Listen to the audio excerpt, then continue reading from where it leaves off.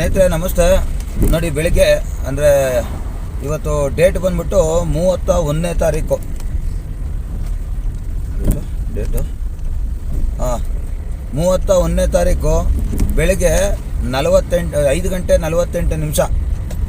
ಈಗ ಒಂದು RR ನಗರ arch ಹತ್ರದಿಂದ Kudlu ಗೇಟಿಗೆ ಬಾಡಿಗೆ ಬಂದಿದೆ. ಕೂಡ್ಲು ಗೇಟ್ ಬಾಡಿಗೆಗೆ ನಾನು 18 ಕಿಲೋಮೀಟರ್ ಇದೆ. ಅವನು 333 ರೂಪಾಯಿ ತೋರಿಸಿದ್ದಾನೆ.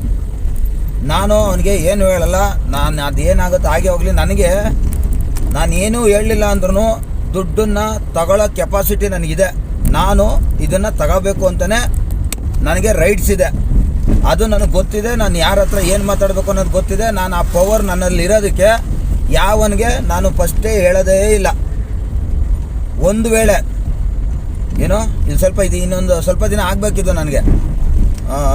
ಅದಾದಮೇಲೆ ನಾನೇ ನಿಮಗೆ ಒಂದು ಮಾಹಿತಿನ ಕೊಡ್ತೀನಿ. ಯಾಕೆ ಇದನ್ನು ನಿಮಗೆ ಈ ವಿಡಿಯೋನೂ ಕೂಡ ಹಾಕ್ತೀನಿ ಅಂದರೆ, ಈಗ ಹೇಳ್ಬಿಟ್ಟು ತಗೊಳ್ಳೋದು ಒಂದಾದರೆ ಹೇಳ್ದೆ ತಗೊಳ್ಳೋದು ಒಂದು. ಆದರೆ ಹೇಳ್ದೆ ತಗೊಳ್ಳೋದಕ್ಕೂ ಪವರ್ ಏನು ಅಂದರೆ, ಸರ್ಕಾರ ಅದನ್ನು ಆದೇಶ ನೀಡಿಬಿಟ್ಟಿದೆ. ಆದೇಶ ನೀಡಬೇಕಾದ್ರೆ ಯೋಚನೆ ಮಾಡಬೇಕಾಗಿತ್ತು. ಇದು AC ಗಾಡಿ, ನಾನ್ AC ಗಾಡಿ, ಚಿಕ್ಕ ಗಾಡಿ, ದೊಡ್ಡ ಗಾಡಿ ಅವ್ರು ಬುಕ್ ಮಾಡೋದು, ಅವರು ಬುಕ್ ಮಾಡೋ ಇದಕ್ಕೆ ದುಡ್ಡು ಅಷ್ಟೇ ಕೊಡಬೇಕು ಅಂಥೇಳಿ ಸರ್ಕಾರ ಯೋಚನೆ ಮಾಡಬೇಕಾಯ್ತು. ಮಣ್ಣು ತಿನ್ನೋ ಕೆಲಸ ಮಾಡ್ಕೊಂಡಿದೆ. ಅದನ್ನು ಬದಲಾವಣೆ ಮಾಡೋವರೆಗೂ ನಮಗೆ ತಗೊಳ್ಳೋ ಪವರ್ ಇದೆ. ಆದರೂ ಕೂಡ ಆ ಟೈಮಲ್ಲಿ ನಾವು ಅಮೌಂಟನ್ನು ಕಡಿಮೆ ತಗೋಬೇಕು ಅಂದರೆ ಅದ್ರದ್ದೊಂದು ರೀಸನ್ ಇದೆ. ಅದ್ರ ನೆಕ್ಸ್ಟ್ ವೀಡಿಯೋ ಮಾಡ್ತೀನಿ. ಬಟ್ ಏನಂದರೆ ಪವರು ನೀವೆಲ್ಲ ಏನು ಮಾಡ್ಬಿಟ್ಟಿರ, ನನಗೆ ಇಲ್ಲ ಸರ್ಕಾರ ರೇಟ್ ಕೊಡಬೇಕು ಅಂತ ನೀವು ಮಾತಾಡ್ತೀರಾ ಸರಿ. ಆದರೆ ನಾನು ಸಾಕ್ಷಿ ಇಟ್ಕೊಂಡಿರ್ತೀನಿ, ಎಲ್ಲದಕ್ಕೂ ಸಾಕ್ಷಿ ಇಟ್ಕೊಂಡಿರ್ತೀನಿ. ನಾನು ಏನು ಹೇಳಲಿಲ್ಲ ಅಂದರೂ ಕೂಡ ಅಲ್ಲಿ ಹೋಗ್ಬಿಟ್ಟು ನಾನು ಮಾತಾಡೋ ಶಕ್ತಿ ನನಗಿದೆ. ಭಗವಂತ ಅದು ಕೊಟ್ಟಿದ್ದಾನೆ. ಅದೇ ಆ ಪವರ್ನ ಇಸ್ಕೊಂಡೆ ಯೂಸ್ ಮಾಡ್ಕೊಂಡೆ ನಾನು ಅವ್ರ ಹತ್ರ ದುಡ್ಡು ತೊಗೊಳ್ಳೋದು. ನಿಮಗೂ ನಂತರ ಮಾತಾಡಿ ಕೆಪಾಸಿಟಿ ಇದೆ, ನಾನು ತಗೋತೀನಿ ಅನ್ನಂಗಿದ್ರೆ ಮಾಡಿ. ಅವನು ID ಬ್ಲಾಕ್ ಮಾಡಿದ್ರು ನಾನು ಅದನ್ನು ಓಪನ್ ಮಾಡಿಸ್ಕೊತೀನಿ ಅನ್ನೋ ಕೆಪಾಸಿಟಿ ನಿಮಗಿದ್ರೆ ನೀವು ಮಾಡಿ. ಇಲ್ಲ ಅಂದರೆ ನಾಗೇಶ್ ಹೇಳಿದೆ ಅಂತ ಹೇಳ್ಬಿಟ್ಟು ನೀವು ಹೋಗ್ಬಿಡೋದು. ಅಲ್ಲೋದ್ಮೇಲೆ ನೀವು ನಿಮ್ಮ ಕೈಲಿ ಏನೂ ಮಾತಾಡೋಕ್ಕಾಗಲಿಲ್ಲ ಅನ್ನೋದು, ಆಮೇಲೆ ನೀವು ಬನ್ನಿ ಸರ್ ಅನ್ನೋದು, ಅವಕ್ಕೆಲ್ಲ ನಾನು ಹೊಣೆ ಅಲ್ಲ. ಆದರೆ ನೀವು ಕೂಡ ನಂತರನೇ ಇಂಡಿಪೆಂಡೆಂಟ್ ಫೈಟರ್ ಆಗಿ ಅವ್ರುಗಳಿಗೆ ಪ್ರಶ್ನೆ ಮಾಡಿ ದುಡ್ಡನ್ನು ತಗೊಳ್ಳೋ ತಾಕತ್ತಿರಬೇಕು. ಆದರೂ ನೀವು ತಗೋಬಾರ್ದು ಅನ್ನೋದಾದರೆ ಅದಕ್ಕೊಂದು ರೀಸನ್ ಇದೆ. ನಾನು ಮುಂದೆ ಹೇಳ್ತೀನಿ. ಈಗ ಸದ್ಯಕ್ಕೆ ನಾನು ಈ ವಿಡಿಯೋನ ಯಾಕೆ ಹಿಂಗೆ ಮಾಡ್ತಾಯಿದ್ದೀನಿ ಅಂದರೆ, ನಿಮಗೆ ಒಂದು ಪವರ್ ಬೇಕು, ನಿಮಗೆ ಆ ಒಂದು ಶಕ್ತಿ ಇರಲಿ ಅನ್ನೋ ಉದ್ದೇಶಕ್ಕೆ ನಾನು ಈ ವಿಡಿಯೋ ಮಾಡಿರೋದು. ನೋಡಿ ಇವಾಗ ಏನು ಹೇಳಿರಲ್ಲ, ನಾನು ತಗೊಂಡಿರ್ತೀನಿ. OTP ಹಾಕೊಂಡು ನನ್ನ ಪಾಡಿಗೆ ನಾನು ಟ್ರಿಪ್ ಸ್ಟಾರ್ಟ್ ಮಾಡ್ಕೊಂಡು ಹೋಗಿರ್ತೀನಿ. ನೋಡಿ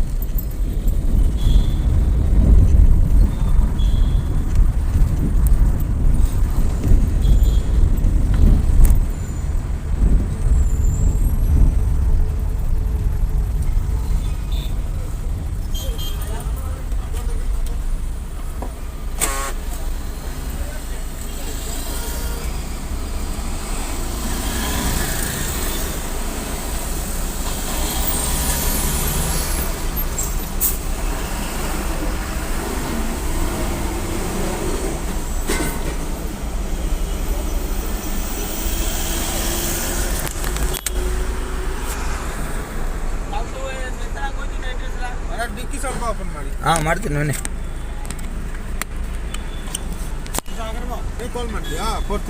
ನಾನೇ ಮಾಡ್ತಾ ಇರೋದು. ಓಕೆ.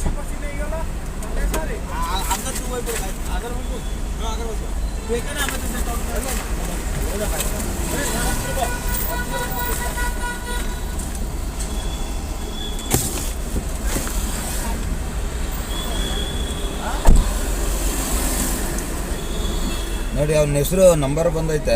ನಾನು ಅಲ್ಲೇ ಸ್ಟಾರ್ಟ್ ಮಾಡ್ಬೇಕಾದ್ರೆ ಅದನ್ನು ಹಂಗೆ ಸ್ಟಾರ್ಟ್ ಮಾಡ್ತೀನಿ. ನೋಡಿರಿ ಈಗ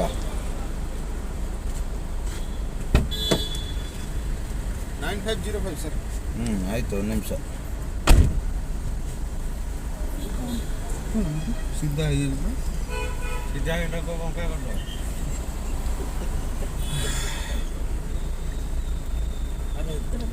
ಸೀಟ್ ಬೆಲ್ಟ್ ಹಾಕೋಣ. ಹಾಕೊಳ್ಳೇಬೇಕು. ಇಲ್ಲಿ ಕೂಡ್ಲು ಗೇಟ್ ಅಲ್ವಾ? ಕೂಡ್ಲು ಗೇಟ್ ಇಲ್ಲ, ಡ್ಯಾರಪಲ್ಲ ಸಿಗ್ನಲ್ಲ. ನಾನು ಕೂಡ್ಲು ಗೇಟ್ ಮೆಟ್ರೋ ಸ್ಟೇಷನ್ ಹಾಕಿದ್ದೆ. ಆಯಿತು. ಕೂಡ್ಲು ಗೇಟ್ ನೀರು ಒಟ್ಟಿನಲ್ಲಿ ಕೂಡ್ಲು ಗೇಟ್ ತಾನೆ? ಕೂಡ್ಲು ಗೇಟ್ ಸಿಗ್ನಲ್ ಅಲ್ಲ ಅಷ್ಟು. ಆಯಿತು, ಕೂಡ್ಲು ಗೇಟು. ಓಕೆ.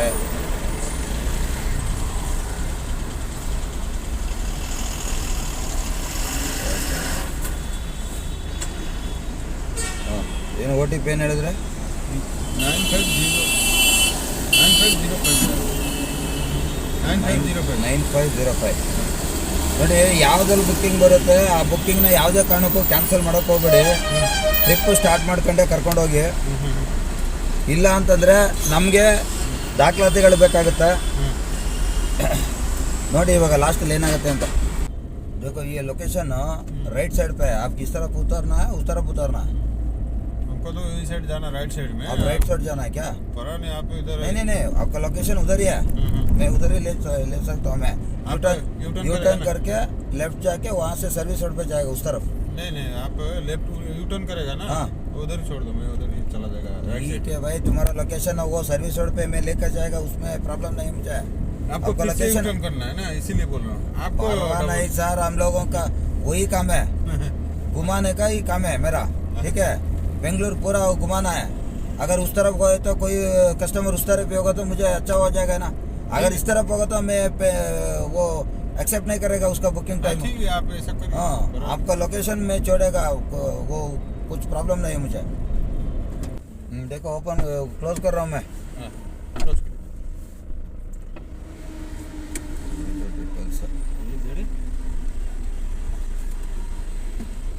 नाम क्या है आपका? सुशांत। सुशांत। हाँ, SUSHANT। सुशांत। ओके 417।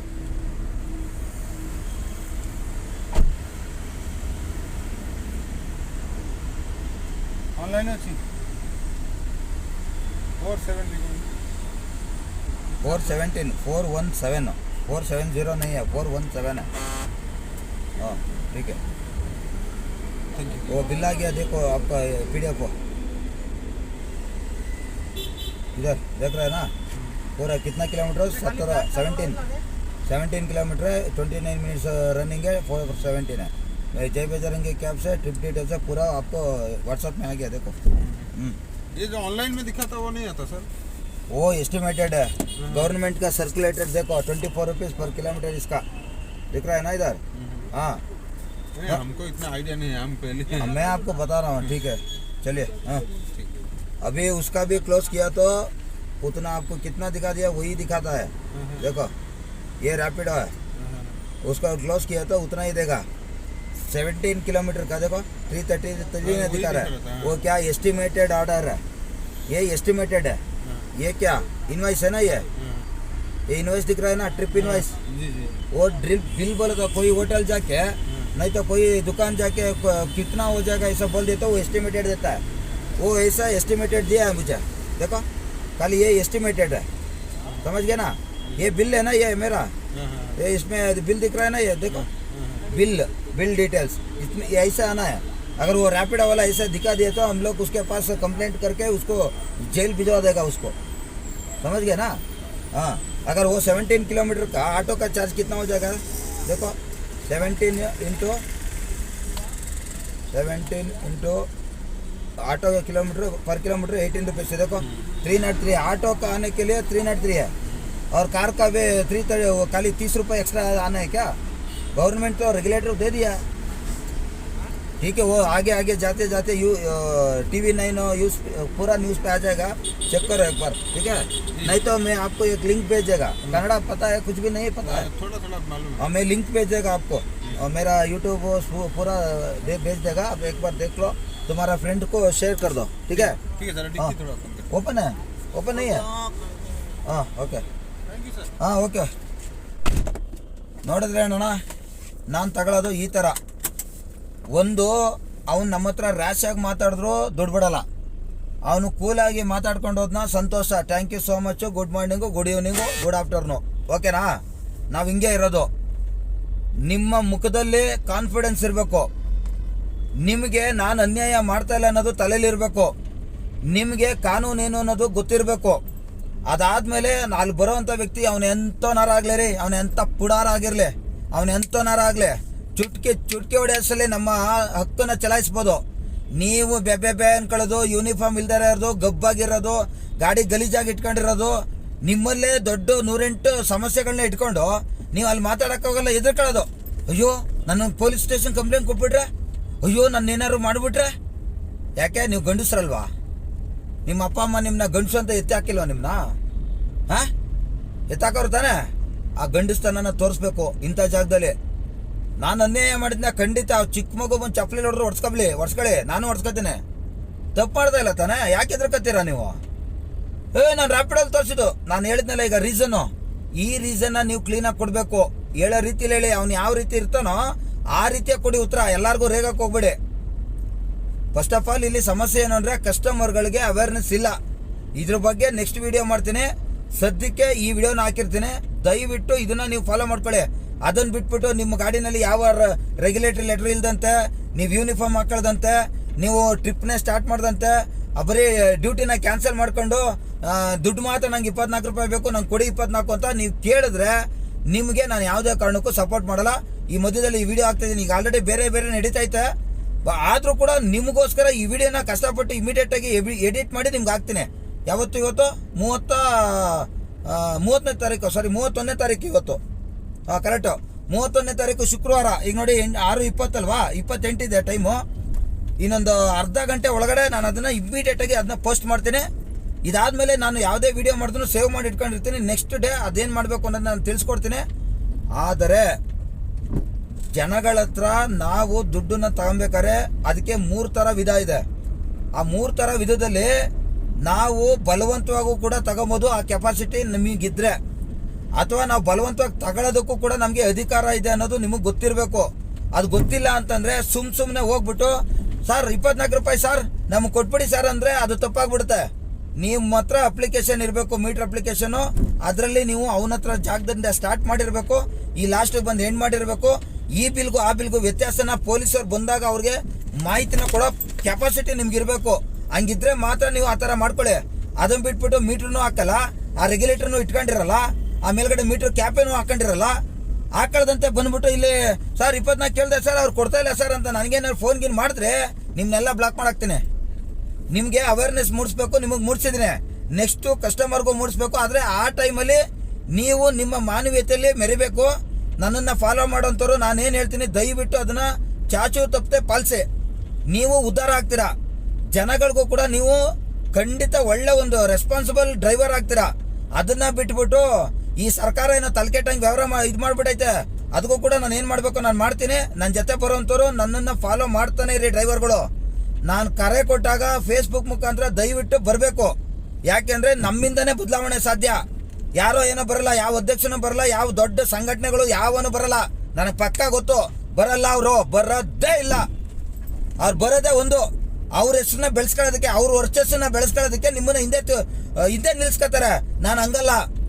ಒಬ್ಬೊಬ್ಬ ವ್ಯಕ್ತಿನೂ ಕೂಡ ಇಲ್ಲಿ ಪವರ್ಫುಲ್ ಮ್ಯಾನ್ ಆಗಬೇಕು. ಒಬ್ಬೊಬ್ಬ ಡ್ರೈವರು ಕೂಡ ಇಂಡಿಪೆಂಡೆಂಟ್ ಫೈಟರ್ ಆಗಬೇಕು. ನಿಮ್ದು ಯಾವುದೇ ಸಮಸ್ಯೆ ಕೇವಲ ಇದೊಂದೇ ಅಲ್ಲ, ಯಾವುದೇ ಸಮಸ್ಯೆ ಇರಲಿ. ಮೊನ್ನೆ ಯಾರೊಬ್ರು ಯಲಹಂಕ ಪೊಲೀಸ್ ಸ್ಟೇಷನಲ್ಲಿ ಅವ್ರ ಗಾಡಿ ಆಕ್ಸಿಡೆಂಟ್ ಆಗ್ಬಿಟ್ಟಿದೆ. ಆ ಆಕ್ಸಿಡೆಂಟಲ್ಲಿ ಗುದ್ದಿಸ್ಕೊಂಡವನು ಗುದ್ದಿರೋರು ಕಾಂಪ್ರಮೈಸ್ ಆಗಿ ನಮ್ಮ ಇನ್ಶೂರೆನ್ಸನ್ನು ಕ್ಲೈಮ್ ಮಾಡ್ಕೋಬೇಕು, ದಯವಿಟ್ಟು ನಮಗೆ ಇದನ್ನ ಅಕ್ಲೈನ್ಮೆಂಟ್ ಕೊಡಿ ಅಂತ ಪೊಲೀಸ್ ಸ್ಟೇಷನ್ಗೆ ಹೋಗಿ ಕೇಳಿದ್ರೆ ಅವರು ಅವತಾರಗಳು ಆಡಿದ್ದಾರೆ. ಪಾಪ ಆ ಹುಡುಗ ನನಗೆ ಫೋನ್ ಮಾಡ್ದ. ನಾನು ಅವ್ರಿಗೆ ಮಾಹಿತಿ ಕೊಟ್ಟೆ, ಇದೇ ಥರನೇ ಮಾಡಿರಿ, ಇದೇ ಪ್ರೊಸೀಜರಲ್ಲಿ ಮಾಡಿ. ನಿಮ್ಗೆ ಅವ್ರು ಕೊಟ್ಟಿಲ್ಲ ಅಂತಂದರೆ ನನ್ನನ್ನು ಕರೀರಿ, ಅಲ್ಲಿವರೆಗೂ ವೆಯ್ಟ್ ಮಾಡಿ ಅಂದೆ. ಇಲ್ಲ ಸರ್ ನೀವು ಹೇಳ್ದಂಗೆ ನಾನು ಮಾಡ್ತೀನಿ ಅಂತ ಹೇಳ್ಬಿಟ್ಟು ಕೊನೆಗೆ ಆ ಹುಡುಗ ಮಾಡಿ ಕೊನೆ ಫೈನಲ್ಗೆ ಬೆಳಗ್ಗೆ ಹೋದವರು ಸಾಯಂಕಾಲ ಇಸ್ಕೊಂಡಿದ್ದಾರೆ NCR ಕಾಪಿನ. ಹಂಗೂ 500 ರೂಪಾಯಿ ಲಂಚ ತಗೊಂಡವ್ರು ಅವರು. ನಮ್ಮ ಹತ್ರ ಅದು ಎವಿಡೆನ್ಸ್ ಇದೆ. 100% ಇದನ್ನು ಹಾಕ್ಬಿಟ್ಟು ಅದೇ ಯಲಹಂಕ ಪೊಲೀಸ್ ಸ್ಟೇಷನಲ್ಲಿ ಅದೇ ಅವ್ನು ಯಾವನ್ 500 ರೂಪಾಯಿ ಇಸ್ಕೊಂಡ ನಾನು ಕೇಳಿಸ್ಲಿಲ್ಲ ಅಂದರೆ ನಾನು ಅರ್ಧ ಮೀಸೆ ಬೋಳ್ಸ್ಕೊಬಿಡ್ತೀನಿ. ಹೇಳು, ಅದು 500 ರೂಪಾಯಿ ನಾನು ವಾಪಸ್ ತೆಗಿಸ್ತಿಲ್ಲ ಅಂದರೆ ನಾನು ಅದನ್ನು ಕೂಡ ಸೋಷಿಯಲ್ ಮೀಡಿಯಾದಲ್ಲಿ ಹಾಕ್ತೀನಿ. ತೆಗಿಸ್ಲಿಲ್ಲ ಅಂದರೆ 500 ರೂಪಾಯಿ ವಾಪಸ್ನ ನಾನು ಖಂಡಿತ ಅರ್ಧ ಮೀಸೆ ಬೋಳಿಸ್ಬಿಡ್ತೀನಿ. ಇದು ಓಪನ್ ಚಾಲೆಂಜ್. ಇದು ಅವ್ನು ಯಾವನಿದ್ದಾನೆ ಪೊಲೀಸು ದುಡ್ಡು ಇಸ್ಕೊಂಡಿರೋ 500 ರೂಪಾಯಿ ತಿಕ್ಕ ಮುಚ್ಕೊಂಡು ಆ ಡ್ರೈವರ್ಗೆ ವಾಪಸ್ಸು ನೀನೇ ಕೊಡ್ಬೇಕು. ಅವರಾಗಿದ್ದಾರು ಖುಷಿ ಪಟ್ಟು ಆಯ್ತಣ್ಣ ನಾನು ಕೆಲಸ ಮಾಡ್ಕೊಟ್ಟಿದ್ದೆ ಅಂತ ಕೊಟ್ಟರೆ ನೀನು ಇಸ್ಕೋಬೇಕು ಭಿಕ್ಷೆನ. ಡಿಮ್ಯಾಂಡ್ ಮಾಡಿ ಕೊಡ್ರಪ್ಪ ಅದೇನೈತೆ ನೋಡ್ಕೊಳ್ಳಿ ಅಂದರೆ ಅವ್ರು ಹೇಳ್ತಿಂದಾಗೆ ನೀವು ಅರ್ಥ ಆಗ್ತಾಯಿದ್ಯಾ? ಡ್ರೈವರ್ಗಳು ನೀವು ಹೇಳ್ದಂಗೆ ನಿಮ್ಮ ಕಸ್ಟಮರ್ಗಳಿಗೆ ಮಾತಾಡ್ಬೇಡ್ರಯ್ಯೋ ನಮ್ಮ ಮೇಲ್ ತಿನ್ನಕ ಕೇಳ್ತೀರಾ ದುಡ್ಡ? ನೀವು ಗಾಡಿ ಗುದ್ದಿಸ್ಕೊಂಡಿರೋ ನೋವು ಅವನದು ಇರ್ತದೆ, ಗುದ್ದಿರೋ ಬೇರೆ ಕಷ್ಟ ಇರ್ತಾರೆ, ಕೊಟ್ಕೊಂಡಿರ್ತಾನೆ. ಅವ್ರು ಕಾಂಪ್ರಮೈಸ್ ಮಾಡ್ತಾರೆ. ಮಧ್ಯದಲ್ಲಿ ನೀವ್ಯಾವನಲ್ಲಿ ದುಡ್ಡು ಸೆಟ್ಲ್ಮೆಂಟ್ ಮಾಡಿಬಿಟ್ಟು ದುಡ್ಡು ಸೆಟ್ಲ್ಮೆಂಟ್ಗೆ ಬಂದಿಲ್ಲ ನೀವು, ಅವರವರೇ ಮಾತಾಡ್ಕೊಂಡಿದ್ದಾರೆ. ನಿನಗೆ ನೋವಾ? ನಿನಗೆ ಹೌದು ಸ್ವಾಮಿ ನಮ್ಮ ಸ್ಟೇಷನ್ ಲಿಮಿಟಲ್ಲಿ ಹಿಂಗಾಗಿತ್ತು, ಅದನ್ನ ನಮಗೆ ಇವ್ರು ಬಂದು ರಿಪೋರ್ಟ್ ಮಾಡಿದ್ದಾರೆ. ಅವ್ರ ಇನ್ಶೂರೆನ್ಸ್ ಏನಿದೆ ಅವ್ರಿಗೆ ಕ್ಲೈಮ್ ಮಾಡ್ಕೊಡಿ ಅಂತ ಕೊಡಕ್ಕೆ ನೋವೇನ್ರಯ್ಯ ನಿಮಗೆ? ಡ್ರೈವರ್ಗಳು ಹೇಳ್ತಿರ್ತೀರಾ ನೀವು? ಯಲಹಂಕ ಟ್ರಾಫಿಕ್ ಪೊಲೀಸ್ ಸ್ಟೇಷನು ನಿಮಗೆ ಹೇಳ್ತಾ ಇರೋದು ನಾನು ಬರ್ತೀನಿ. ಯಾವಾಗ ಬರ್ತೀನಿ ಅಂತ ಗೊತ್ತಿಲ್ಲ. 500 ರೂಪಾಯಿ ನೀನು ಆ ಡ್ರೈವರ್ ಹತ್ರ ಈಸ್ಕೊಂಡಿರೋ ಸಾಕ್ಷಿ ನನ್ನ ಹತ್ರ ಐತೆ. ನೀನು ವಾಪಸ್ ಆ ದುಡ್ಡನ್ನ ವಾಪಸ್ ಕೊಡ್ಲೇಬೇಕು. ನೀನು ಬಂದೇ ಬರ್ತೀನಿ ಸ್ಟೇಷನ್ಗೆ, ನೋಡ್ತಾ ಇರೋ.